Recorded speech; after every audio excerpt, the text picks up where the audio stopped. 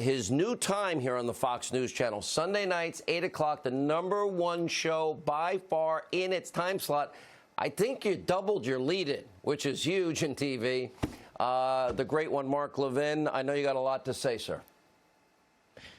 We're here to protect the country, and I appreciate you inviting me on, Sean, because you have an intelligent audience, and I want to go through some of these things. By the way, these two guys who were testifying, I couldn't tell if they were doing a job interview, talking about their great-grandfather and his wife, or they were homeless guys. Basically, they didn't really add a hell of a lot. They're two-star witnesses, and it makes you miss Gerald Nadler, doesn't it? Adam Schiff is such an incompetent left-wing boob. Let's go through the law again here. I want the American people to understand something, because you're not getting it from the legal analysts and the reporters or any of these other people. I'm going to say this slowly so Joe Scarborough, Mika Brzezinski, and George Conway can even understand. The law. The so-called whistleblowers, not a whistleblower under federal law. The so-called whistleblowers not covered by the whistleblower statute. The so-called whistleblower does not receive anonymity here during an impeachment process. He can get anonymity from an inspector general in the intelligence community, but beyond that and outside that, he gets no anonymity under federal law. The president's not covered by the whistleblower statute under federal law. The president's phone call is not covered by the whistleblower under the statute, under federal law. So what we have here is a massive cover-up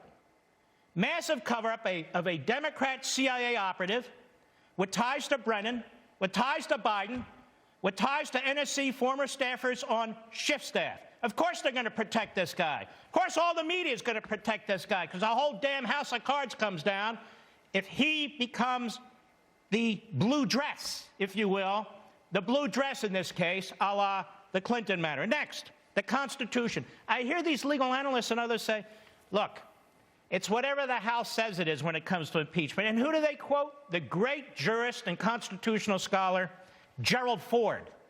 Well, they ought to actually read what the framers said at the Constitutional Convention. They actually ought to study it. And they ought to at least look at the language in the Constitution. Does the Constitution say impeachment is whatever the House of Representatives says it is? No. Treason, bribery, high crimes, and misdemeanors. Now, the Democrats think they have found something, bribery. They talk about bribery. We even have legal analysts talking about bribery. These legal analysts, former federal prosecutors, judges, have no knowledge of the Constitution, no experience, no dealings with impeachment, as I have. Let's walk through it quickly. The framers created a higher standard. A higher standard. They had initially proposed a lower standard for impeachment. So they come up with treason, bribery, high crimes, and misdemeanors. These words have meaning. They looked at what took place in the Parliament. They looked at English common law. They looked at what's taking place in the colonies. They didn't write in there, hey, it's whatever the House of Representatives says it is. That's not what your Constitution says. Now, what about bribery? What did they say about bribery? Well, I dusted off my Madison notes from the Constitutional Convention, which it would be nice if a journalist or legal analyst would do that from time to time. By bribery, they didn't mean all the crapola that you're hearing on TV today. By bribery, what they meant was they didn't want a president to be bribed. This is the example they used, by a foreign government, and then they buy his loyalties. That has nothing to do with what's going on today when they're running around. You know, Swalwell. Is that his name? Swalwell, who's not well?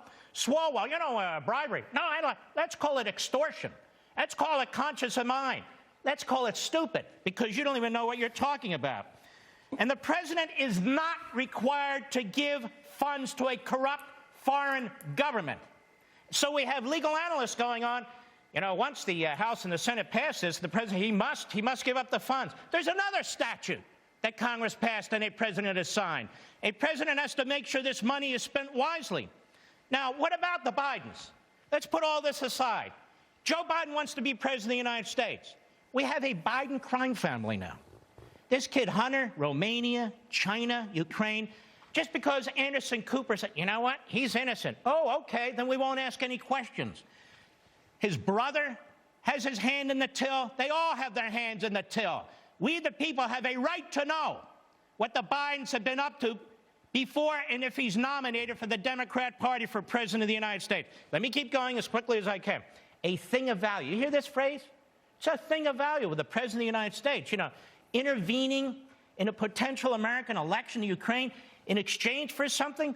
That's a quid pro quo. That's a thing of value. What's a thing of value? The Office of Legal Counsel, the premier constitutional office in your federal government over at the Department of Justice, which also has a lot of civil servants there who've served for a long time, just like the geniuses who testified today, the two homeless guys. What do they say? No, it's not a crime. It's not bribery. But they keep repeating it like it is. Who sets foreign policy, America, in this country? Two guys you never heard of before? Now, it's interesting to hear their language. This guy, the older gentleman, I can't remember. What was his name? Taylor. Irregular channels. Going irregular, going behind closed, back channel. Hey, pal, let me tell you something. Donald Trump sets foreign policy, not you, and not all the goons over there at the State Department. He sets foreign policy. You know what? You're the irregular channel. That guy you were sitting next to, Kemp, Keene, whatever, he's the irregular channel. You guys were pushing policies contrary to the President of the United States. Article 2, the President of the United States is the executive branch. There is no State Department in the Constitution of the United States. There is no Secretary of State. And one other thing, this irregular channel. Ever hear of Harry Hopkins? I want you to Google. No, don't Google. Duck that name. Harry Hopkins. Harry Hopkins was a confidant and best friend of Franklin Roosevelt. Now, you liberal Democrats out there, that is the media, you love FDR. You know, everything he did, sick the IRS on his opponents, sick the IRS on the media, rounded up Japanese Americans, kept Jews offshore. You love your FDR. Would you impeach him, by the way? No, of course not. You celebrate him. That said, Harry Hopkins, and every president's had one of these. Harry Hopkins lived in the White House. Harry Hopkins conducted foreign policy for the president. Harry Hopkins went around the State Department, infuriated the Secretary of State, the Secretary of Treasury, the Secretary of Commerce, and he would conduct foreign policy. He'd talk to Stalin, he would talk to Churchill, he would do all these other things.